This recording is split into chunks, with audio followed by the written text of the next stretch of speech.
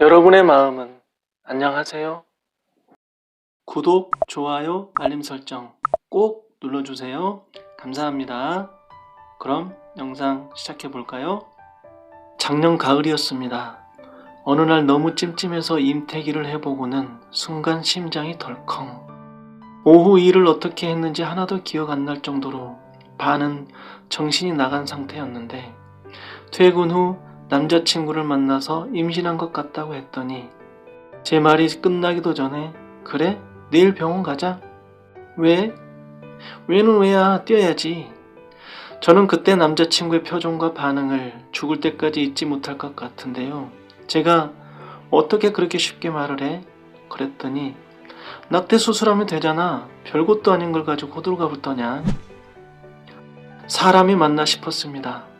어쨌든 병원에 갔고 낙태를 했고 그 뒤로 자주 싸우기도 하고 만나는 것도 뜸해지고 그러다 한 달 전에 헤어졌습니다. 그런데 며칠 전 어떻게 지내나 궁금해서 전 남친의 SNS에 들어갔더니 이럴 수가 벌써 다른 여자가 생겼더군요. 둘이 함께 여행 가서 찍은 사진을 보니까 원망스럽기도 하고 가증스러웠습니다. 제 나이 24, 신경 끄고 나나 잘 살자 해보지만 밤만 되면 저도 모르게 그 사람 SNS에 들어가서 저주를 퍼붓듯 씩씩거리는 제 자신도 원망스럽고 친구들이 다른 남자 생기면 괜찮을 거라는데 왠지 그건 아닌 것 같고 선생님, 제 안에 가득한 원망을 어떻게 해야 할까요? 네, 문자를 읽고 너무나 안타까웠는데요. 그래도 다행스러운 건 홧김으로 움직이지 않았다는 점. 우린 흔히 이렇게 조언을 하곤 하죠. 다른 사람 만나. 사람은 사람으로 있는다더라. 과연 그럴까요? 심리학적으로나 뇌과학적으로 볼 때 가장 하지 말아야 할 것이 바로 이런 겁니다. 사람은 다른 사람으로 대체할 수 있어도 상처는 사람이 바뀐다고 저절로 소멸되지 않아요. 오히려 그런 방식은 무의식 차원의 부정적 관념을 고착화시키죠. 원망. 사람 사는 세상. 사람들 속에서 사람과 함께하는 인생. 욕구와 욕심은 많고 유혹은 넘쳐나는데 그것을 잘 다스리는 사람이 많지 않으니 곳곳에서 원망스러운 일만 생기는 것 같은데요. 제일 걱정스러운 건 가족, 특히 부모가 원망스럽다는 사람들이 굉장히 많아요.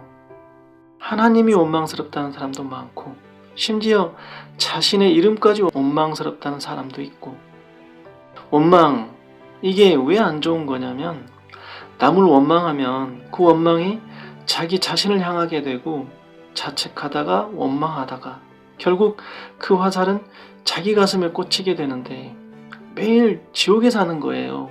내가 스스로 만든 마음의 지옥. 무엇보다 원망하는 마음은 가슴 아플 일을 끌어당길 확률이 매우 높아지는데요.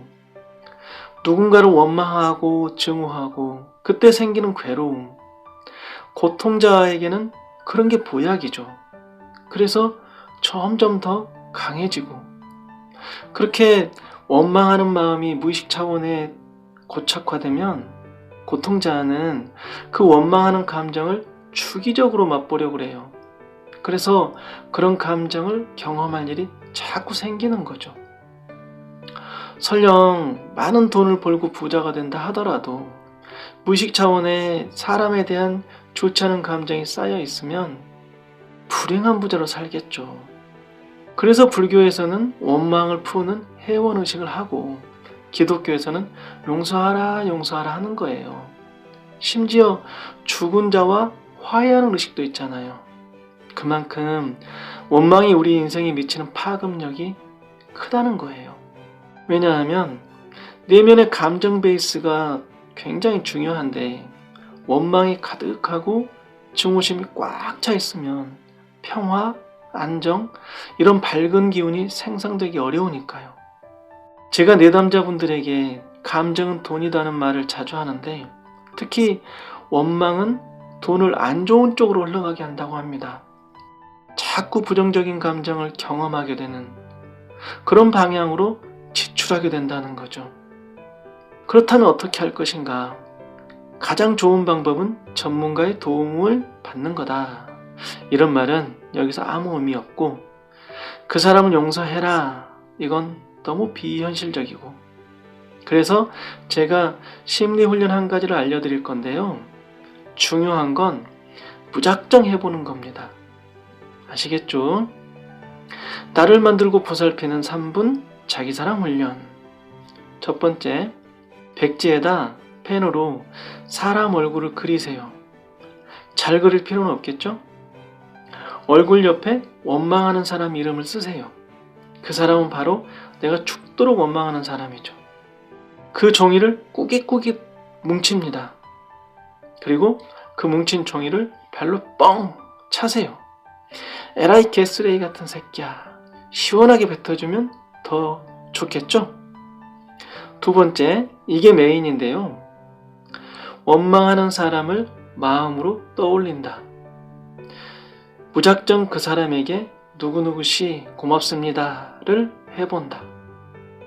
마음속으로 몇 차례 반복해서 중얼거려 본다.